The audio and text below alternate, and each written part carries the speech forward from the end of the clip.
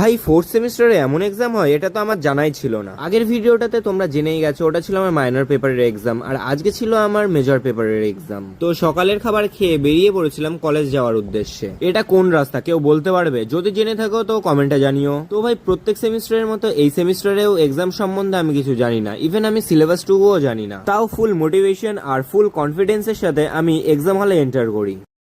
Helmet ভেঙে দিবি। তারপর শুরু হলো আমাদের এক্সাম। এক্সামে যেসব কোশ্চেন দিয়েছিল ওটার একটাও আমি জানি না।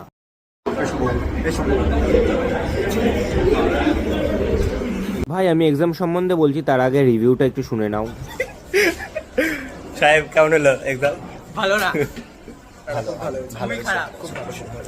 ভাই আমাদের না পড়েও এক্সাম ভালো হয়, তাহলে পড়লে কি হতো? কলেজ থেকে বাড়ি ফিরে একটু রেস্ট নিয়ে বিকেলে চলে গেছিলাম জিমে। আজকে সারাদিন টায়ার্ড ছিলাম, তাও জিমে গিয়ে আজকে লেগের ওয়ার্কআউট করেছি। প্রথমে করেছিলাম স্মিথ মেশিন স্কোয়াটস এর 3 সেট, তারপরে এক্সটেনশনের 3 সেট, লাস্টে হ্যামস্ট্রিং এর 3 সেট। ওয়ার্কআউট করার সময় প্রচন্ড মাথা ঘুরছিল, তাই হ্যামস্ট্রিং এর ওয়ার্কআউট শেষ করে সোজা বাড়ি চলে এসেছিলাম।